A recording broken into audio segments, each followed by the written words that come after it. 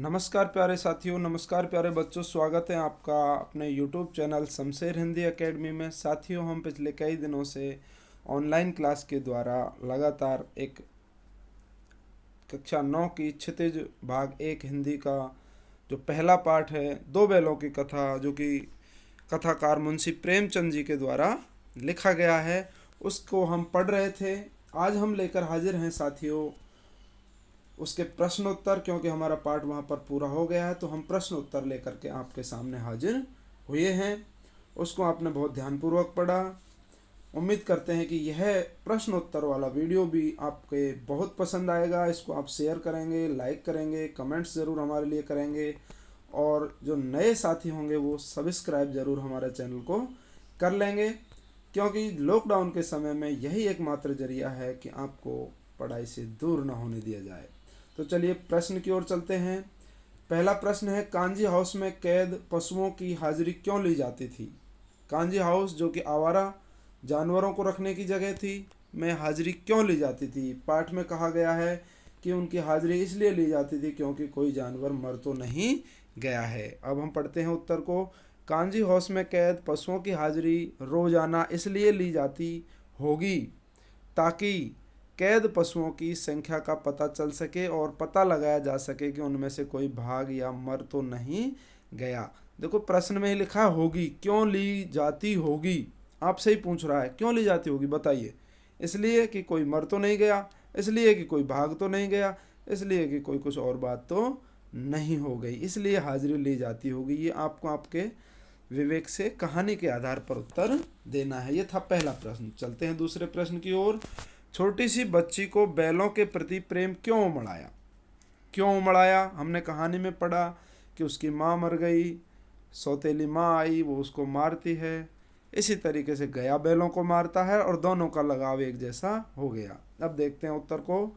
छोटी बच्ची की माँ मर चुकी थी, वह माँ के बिछुड़ने का दर्द और मर्म जानती थी, इसलिए जब उसने हीरा और मोती की व्यथा देखी, दुख देखा, तो उसके मन में उनके प्रति प्रेम उमड़ आया और उसे लगा कि वे भी उसी तरीके के अभागे हैं जैसा वह खुद है और अपने मालिक से भी दूर हैं। तो दोनों का जो दुख था वो एक जैसा होने के कारण ही छोटी बच्ची को बैलों के प्रति प्रेम आया। उत्तर लिखने में प्यारे बच्चों कोई मुश्किल नहीं है अगर आपके समझ कहानी पूरी है। चलते हैं तीसरे प्रश्न की ओर। तीसरा प्रश्न है, कहानी में बैलों के माध्यम से कौन कौन से नीति विषयक मूल्य उभर कर आए हैं? नियम, नीति का मतलब है नियम। कौन कौन से मूल्य उभर कर आए हैं? उत्तर देखते हैं हम। कहानी हमें क्या शिक्षा देती है? क्या मोरल शिक्षा देती है, नैतिक शिक्षा? पहला है, विपत्ति के समय हमेशा मित्र की सहायता करनी चाहिए। मोती को फंसा देख करके हीरा भी वापस आ गया। एक दूसरे के ऊपर ज़्यादा वजन होने पर एक दूसरा चाहता था कि मेरे ऊपर ज़्यादा वजन रहे। दूसरा है, आज़ादी के लिए हमेशा सजग व संघर्षशील रहना चाहिए। दोनों ने हमेशा आज़ादी के लिए उस गया के घर से भागने में, कांजी हाउस से भागने में किसी प्रकार की कोई कोताही नहीं बरती। जैसे ही मौका मिला भागे, जैसे ही मौका मिला लोगों को भगाया, जानवरों को भगाया। तो सजग और संघर्षशील रहना बहुत ज़रूरी है, और अपने समुदाय के लिए, अपने हितों का त्याग करने के लिए भी तैयार रहना चाहिए, जैसा उन्होंने वहाँ पर किया कांजी हाउस में। चौथा है, आज़ादी बहुत बड़ा मूल्य है, बहुत बड़ा अमूल्य योगदान है आज़ादी का जीवन में। इसे पाने के लिए मनुष्य को बड़े से बड़े कष्ट उठाने को भी तैयार रहना चाहिए, क्योंकि गुलामी मृत्यु से कम नहीं है। आज़ादी एक जिंदगी के समान है। ये थे प्रश्न 3 के उत्तर। अब हमारा प्रश्न है 4। ध्यान से सुनते जाएं, ध्यान से समझते जाएं। स्क्रीन पर भी प्रश्न चल रहे हैं।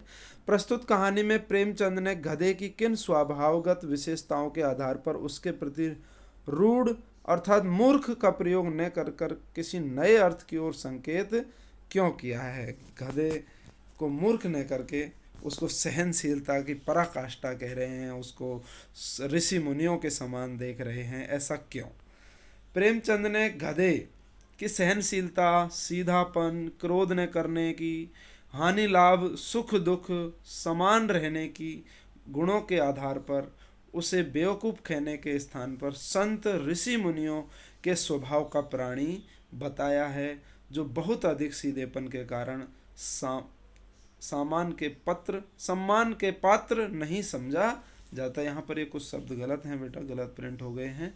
सम्मान के पात्र नहीं समझा जाता उनको, सब कुछ होने के कारण, क्योंकि वो सीधे हैं इसलिए उन्हें सम्मान नहीं दिया जाता। तो प्रेमचंद ने गधे को किन गुणों के कारण कहा है? सहनशीलता उसमें है, सीधापन है, गुस्सा नहीं कर रहे हैं, लाभ हानि का कोई मन में विचार ही नहीं है, सुख दुख समान स्थिति में सहन करते हैं, इसलिए उन्होंने उनको ऋषियों की श्रेणी में रखा है। 5वां प्रश्न है, किन घटनाओं से पता चलता है कि हीरा और मोती में गहरी दोस्ती थी? कौन कौन सी कहानी में ऐसी बातें आई कि आपको लगा कि हीरा और मोती दोनों बैलों में गहरी दोस्ती थी? कौन कौन सी ऐसी घटनाएं रही हैं जिनसे आपको लगता है कि इनसे उनमें दोस्ती का पता चलता है? हीरा और मोती दोनों बैलों में गहरी समानता थी। कहानी के कुछ प्रसंगों के माध्यम से यह बात स्पष्ट होती है। दोनों एक दूसरे को चाटकर या सूंघकर अपना प्रेम प्रकट करते हैं। दोनों एक दूसरे को चाटकर या सूंघकर अपनापन जताते हैं, प्यार प्रेम जताते हैं, स्नेह प्रकट करते हैं। इसी से पता चलता है कि दोनों में गहरी दोस्ती थी। जब ये दोनों बैल या गाड़ी में जोते जाते तो दोनों ज़्यादा से ज़्यादा बोझ स्वयं झेलकर दूसरे को कम बोझ देने की कोशिश करते, चेष्टा करते कि मेरा ऊपर ज़्यादा वजन आ जाए, हीरा के ऊपर ज़्यादा ना आए। हीरा सोचता कि मोती के ऊपर ज़्यादा ना आए, मेरे ऊपर ज़्यादा आ जाए। इस तरीके का उनके मन में ख्याल रहता, जो एक गहरी दोस्ती को इंगित करता है, गहरी दोस्ती को प्रकट करता है। अगला देखते हैं दोस्ती का कारण। नांद में खली भूसा पड़ जाने के बाद दोनों साथ ही नांद में मुंह डालते और साथ ही बैठते, साथ ही उठते।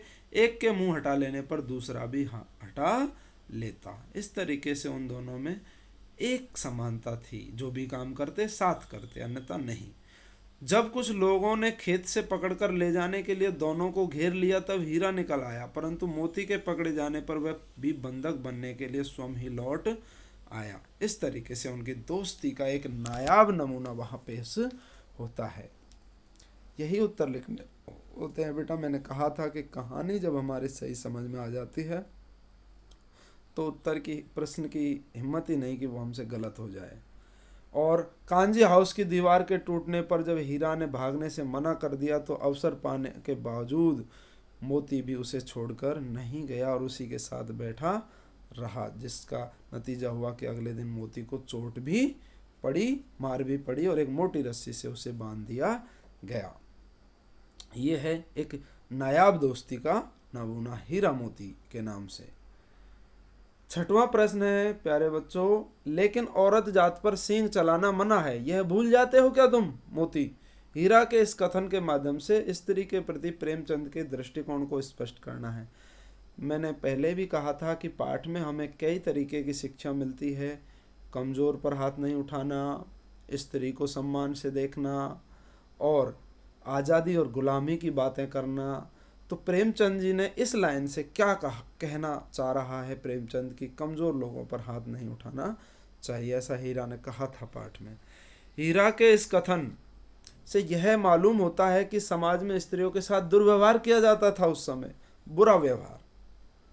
उन्हें शारीरिक यातनाएं दी जाती, परेशानियां दी जाती थी। इसलिए समाज में ये नियम बनाए जाते थे कि उन्हें पुरुष समाज शारीरिक दंड न दे। हीरा और मोती भले इंसान के प्रतीक हैं, अच्छे इंसान हैं, किसी को कमज़ोर को परेशान नहीं करते, इसलिए उनके कथन सभ्य समाज पर लागू होते हैं, अच्छे समाज पर लागू होते हैं। असभ्य समाज में स्त्रियों की प्रताड़ना होती रहती थी। अगला प्रश्न देखते हैं, प्रश्न संख्या 7। किसान जीवन वाले समाज में पशु और मनुष्य के आपसी संबंधों को कहानी में किस तरह व्यक्त किया गया है, किस तरह से प्रकट किया गया है? प्रेमचंद ने किसान जीवन में मनुष्य और पशुओं के भावनात्मक संबंधों को हीरा और मोती नामक 2 बैलों के माध्यम से प्रकट किया है। हीरा और मोती दोनों झूरी नामक एक किसान के बैल हैं, जो अपने बैलों से अत्यंत लगाव रखता है, प्रेम करता है, अनुराग रखता है, और इसी प्रेम से वशीभूत होकर, प्रेम में डूबकर हीरा और मोती अपने मालिक झूरी को छोड़कर कहीं और रहना ही नहीं चाहते। वे उसी के आंगन में भूखे मर जाना चाहते हैं, लेकिन उसको छोड़ना नहीं चाहते। इससे यह स्पष्ट है कि पशु भी स्नेह का भूखा है, पशु भी प्रेम का भूखा होता है। प्रेम पाने से वे भी प्रेम व्यक्त करते हैं, प्रेम प्रकट करते हैं, और क्रोध और अपमान पाकर वे भी असंतोष या अस्वीकार की भावना जताते हैं। जैसा उसने झूरी के साथ प्रेम और गया और उस मवेशी खाने से नीलाम हुए बधिक के हाथों असंतोष प्रकट किया। क्रोध और गुस्से में हर कोई दुश्मन का रूप अख्तियार कर लेता है। इस पाठ में हमें मनुष्य और पशु के भावनात्मक संबंधों का बहुत ही मार्मिक वर्णन पढ़ने को मिला है। 8वां प्रश्न है साथियों, बच्चों, इतना तो हो ही गया कि 9-10 प्राणियों की जान बच गई, वे सब तो आशीर्वाद देंगे ही। मोती के इस कथन के आलोक में उसकी विशेषताएं बताइए कि ये किस तरह कह रहा है। जब उन्होंने उस दीवार को, कांजी हाउस की दीवार को तोड़ ही दिया तो और उसमें से बहुत सारे जानवर निकल के भाग गए, तब उन्होंने कहा कि वे सब तो आशीर्वाद हमें देंगे ही, हम नहीं जाते तो क्या हुआ, कुछ तो उनकी दुआएं काम आएंगी। मोती के इस कथन से उनकी निम्नलिखित विशेषताएं उभरकर सामने आती हैं कि वह आशावादी है, निराशा नहीं है उसके हृदय में, उम्मीद हर क्षण तक है, क्योंकि उसे अभी भी यह विश्वास है कि वह इस कैद से आज़ाद हो सकता है। वह स्वार्थी नहीं है, स्वयं भागने के बजाय उसने अन्य सभी जानवरों को सबसे पहले भगाने का मौका दिया। दोस्ती निभाने के लिए सबसे सही उपाय उसने किया कि वह हीरा के पास जाकर के बैठ गया। तो इस तरीके के उसके विशेषताएं, उसके लक्षण, उसके अच्छे स्वभावगत विशेषताएं यहाँ पर सामने आती हैं। 9वां प्रश्न है, हमें इनका आशय स्पष्ट करना। आशय स्पष्ट करने का मतलब इनका अर्थ, इनका हमें एक स्पष्टीकरण देना है कि ये बात किस तरह कही गई है। अवश्य ही उनमें कोई ऐसी गुप्त शक्ति थी जिसपे जीवों में श्रेष्ठता का दावा करने वाला मनुष्य उससे वंचित था। उन दोनों की बातों को कह रहा है कवि, लेखक, कि उन दोनों में ऐसी गुप्त शक्ति थी जो जीवों में सबसे श्रेष्ठ मानने वाला मनुष्य भी उससे परे था, दूर था। उनमें जानवरों में थी लेकिन मनुष्य में नहीं मान रहा है लेखक, कुछ ऐसी शक्ति उनमें थी। अर्थ पढ़ते हैं इसका, है ना, इसका भावार्थ हम पढ़ते हैं। हीरा और मोती बिना कोई वचन कहे एक दूसरे के मन की बात समझ जाते थे। प्राय वे एक दूसरे से स्नेह की बातें सोचते थे। यद्यपि मनुष्य स्वयं को सब प्राणियों में श्रेष्ठ समझता है, लेकिन उसमें भी ये शक्ति नहीं होती, उसमें भी एक दूसरे के मन की बात जानने की ताकत नहीं होती। जबकि वो दो जानवर, हीरा और मोती, बैल, एक दूसरे के वचन कहे बिना ही समझ रहे हैं। यही अर्थ है इसका, इस लाइन का। दूसरी लाइन है, उस एक रोटी से उनकी भूख तो क्या शांत होती होगी, पर दोनों के हृदय को मानो भोजन मिल गया। गया के घर पर जब वो लड़की एक रोटी उनको देकर जाती थी, एक एक रोटी दोनों को, तो वो सोच रहे हैं कि उस रोटी से उनकी भूख तो क्या शांत होती होगी, लेकिन उनके हृदय को मानो तसल्ली मिल गई, भोजन मिल गया, ऐसा मान लिया होगा। पढ़ते हैं इसको, क्या अर्थ है इसका। हीरा और मोती गया के घर बंधे हुए थे। गया ने उनके साथ अपमानपूर्ण व्यवहार किया, उनको पिटाई की, उनको बांधा, सूखा भूसा उनके मुंह नाद में डाला गया, इसलिए वो क्षुब्ध थे, इसलिए वे दुखी थे, परेशान थे। परंतु तभी एक नन्ही लड़की ने आकर उन्हें एक एक रोटी दोनों को खिलाई। उस रोटी से उनका पेट तो नहीं भर सकता, परंतु उसे खाकर उनका हृदय जरूर तृप्त हो गया कि उन्होंने बालिका के प्रेम का अनुभव कर लिया, और वो प्रसन्न हो गए कि यहाँ भी किसी अच्छे मनुष्य का, सज्जन का निवास है, अच्छे मनुष्य का वास है। ये बात उनको समझ में आई, यही इस लाइन का अर्थ है। 10वां प्रश्न है, गया ने हीरा मोती को दोनों बार सूखा भूसा खाने के लिए दिया, क्यों दिया भाई, ये प्रश्न है। इसके 4 उत्तर हैं, इनमें से हमें सही ढूंढना है। गया पराये बैलों पर अधिक खर्च करना नहीं चाहता। ख है, गरीबी के कारण खली आदि खरीदना उसे के बस की बात नहीं। वह हीरा और मोती के व्यवहार से दुखी था, उसे खली आदि सामग्री की जानकारी नहीं थी। इनमें से कौन सा हो सकता है? मेरे हिसाब से तो 3 है, लेकिन सही को देखेंगे। सही भी वही है, वह हीरा और मोती के रास्ते में किए व्यवहार को या फिर एक बार वापस भाग जाने के व्यवहार को लेकर के दुखी था। यही सही उत्तर है। आप भी कहानी के आधार पर इसका उत्तर सही दे सकते हैं। प्यारे बच्चों, कक्षा 8 तक 6, 7, 8 में आपने भाषा की बात पढ़ी होगी, लेकिन कक्षा 9 और 10 में वही बातें आती हैं भाषा के अध्ययन में, वही चीज़ें आती हैं भाषा के अध्ययन में। अब यहाँ 13वें प्रश्न में भाषा के अध्ययन में है, ये समझना जरूरी है। उसी तरीके से जब हम छोटी कक्षाओं में पढ़ते थे और बहुत सारे प्रश्न हमारी भाषा की बात से हल हो जाते थे पेपर के, उसी तरह भाषा के अध्ययन से भी बहुत सारे प्रश्न व्याकरण के आते हैं और हमें ज़्यादा से ज़्यादा नंबर ये दिलाएंगे। 13वां प्रश्न है, बस इतना ही काफ़ी, इतना ही काफ़ी है। फिर मैं भी जोर लगाता हूँ, ही और भी, 2 शब्द आए हैं। देखो, बस इतना ही और दूसरी लाइन में आया है भी। वाक्य में किसी बात पर जोर देने का काम कर रहे हैं। ये शब्द जो है छोटे छोटे, ये किसी बात पर जोर, मैं भी जोर लगाता हूँ, इतना ही काफ़ी है। ऐसे शब्दों को निपात कहते हैं जो किसी काम को करने के लिए जोर दे रहे हों। कहानी में 5 ऐसे वाक्य छांटकर हमें लिखने हैं जिनमें निपात का प्रयोग हुआ है, जिनमें ऐसे शब्दों का प्रयोग हुआ है जो किसी बात को जोर देकर कराने की कह रहे हो। हमें ढूंढ कर लिखना है। हमारे सामने ये उत्तर हैं। पहला है, एक लाइन ही है, एक ही विजय ने उसे संसार की सभ्य जातियों में गण्य बना दिया। जापान के बारे में कहा गया, एक ही विजय ने, एक ही जीत ने। दूसरा देखिए, अवश्य ही उनमें कोई ऐसी गुप्त शक्ति थी, यहाँ भी आया, जिससे जीवों में श्रेष्ठता का दावा करने वाला मनुष्य वंचित था। अवश्य ही, जरूरी। तीसरे में है, नांद में खली भूसी पड़ जाने के बाद दोनों साथ ही उठते, साथ ही नांद में मुंह डालते और साथ ही बैठते। ही शब्द आया है यहाँ पर। और ये है अगला, नांद में क्या नाम से, चौथा है, एक मुंह हटा लेता तो दूसरा भी शब्द आया है, दूसरा भी हटा लेता। अभी 4 ही ग्रास खाए थे, 2 आदमी लाठियां लिए दौड़ पड़े और दोनों मित्रों को घेर लिया। अभी 4 ही ग्रास कोर खाए थे कि दोनों आदमी लाठी लिए हमारी तरफ दौड़ पड़े और दोनों मित्रों को घेर लिया।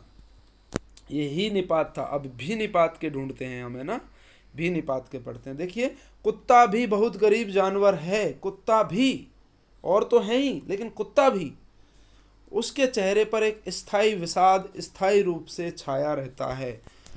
सुख दुख हानि लाभ किसी भी दशा में वह बदलते नहीं देखा। 4 बातें सुनकर गम खा जाते हैं, फिर भी बदनाम हैं। चौथा पॉइंट है, गांव के इतिहास में यह घटना अभूतपूर्व न होकर के होने पर भी महत्वपूर्ण थी, बहुत ही महत्वपूर्ण थी। झूरी इन्हें फूल की छड़ी से भी न छूता, उसकी टिटकार पर दोनों उड़ने लगते, यहाँ मार पड़ी। ये देखिए, इसी तरीके से हमने ढूंढ करके ये उत्तर दिए, ही और भी उपसर्ग के, उसके निपात शब्द के। निपात शब्द में किसी प्रकार का परिवर्तन नहीं होता। अगला प्रश्न देखते हैं 14वें नंबर का, रचना के आधार पर वाक्य के भेद बताइए और उपवाक्य छांटकर उसके भी भेद लिखिए। प्यारे बच्चों, हमने कक्षा 8 में भी पढ़े थे, रचना के आधार पर वाक्यों के भेद, सरल, संयुक्त, मिश्र वाक्य और अर्थ के आधार पर भी पढ़े। उसी प्रकार ये हमसे यहाँ पूछ रहा है कि रचना के आधार पर वाक्यों के भेद बताइए और उनके उपवाक्य छांट करके लिखिए। तो ये एक एक वाक्य इसमें दिए गए हैं, इनमें से हमें इनके भेद बताने हैं और उपवाक्य छांट करके लिखना है। तो पहला है, दीवार का गिरना था कि अधमरे से पड़े हुए सभी जानवर चेत उठे। दूसरा है, सहसा एक दड़ियल आदमी जिसकी आंखों में लाल थी और मुद्रा अत्यंत कठोर आया। गह है, हीरा ने कहा गया के घर से नाहक भागे। गह है, मैं बेचूंगा तो बिकेंगे। पांचवा है, अगर वह मुझे पकड़ता तो मैं बेमारे न दौड़ता। हमें इनमें वाक्यों का भेद स्पष्ट करना है, उत्तर देना है कि कौन सा भेद है, सरल वाक्य है या फिर संयुक्त वाक्य है या फिर मिश्र वाक्य है। रचना के आधार पर, अर्थ के आधार पर 8 प्रकार के होते हैं, ये 3 प्रकार के होते हैं। देखते हैं उत्तर, है ना। यहाँ संयुक्त वाक्य है और संज्ञा उपवाक्य है इसमें, पहले में। दूसरा मिश्र वाक्य है और विशेषण उपवाक्य है। यहाँ मिश्र वाक्य है और संयुक्त संज्ञा उपवाक्य है। चौथे में है यहाँ संयुक्त वाक्य है और क्रिया विशेषण उपवाक्य है। और पांचवें में संयुक्त वाक्य है, क्रिया विशेषण उपवाक्य है।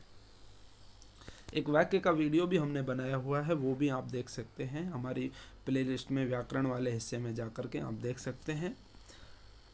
15वां प्रश्न है, कहानी में जगह जगह पर मुहावरों का प्रयोग हुआ है, कोई 5 मुहावरे छांटिए और उनका वाक्यों में प्रयोग करिए। पहला है हिम्मत न हारना निराश होना। हिम्मत हारना निराश होना। इस असफलता के बाद राहुल हिम्मत हार गया। दूसरा है टकटकी लगाना, निरंतर देखना, वह दरवाजे पर टकटकी लगाए देखता रहा। तीसरा है जान से हाथ धोना, मर जाना, यह काम बहुत खतरनाक है, थोड़ी भी गलती होने पर जान से हाथ धोना पड़ सकता है। चौथा है ईंट का जवाब पत्थर से देना, कड़ी प्रतिक्रिया, युद्ध के मैदान में भारतीय सैनिकों ने दुश्मन की ईंट का जवाब पत्थर से दिया, तुरंत उत्तर देना। पांचवा है दांतों पसीने आना, यानी कठिन परिश्रम, कठिन मेहनत करना। इतना भारी सामान उठाने से राकेश के दांतों पसीने आ गए। प्यारे बच्चों, अब ये थे आपके उत्तर प्रश्न कौन से पाठ के? 2 बैलों की कथा, जो कि क्षितिज भाग 1 कक्षा 9 का पहला पाठ है। 2 बैलों की कथा, जिसको कि किसने लिखा है? मुंशी प्रेमचंद ने, और वह एक कहानी है। उम्मीद करता हूँ कि मेरे ये उत्तर बिल्कुल आपके समझ में आएंगे, आप कॉपी में भी इनको कर लेंगे, आप समझ भी लेंगे, परीक्षा में उत्तर भी दे सकेंगे। और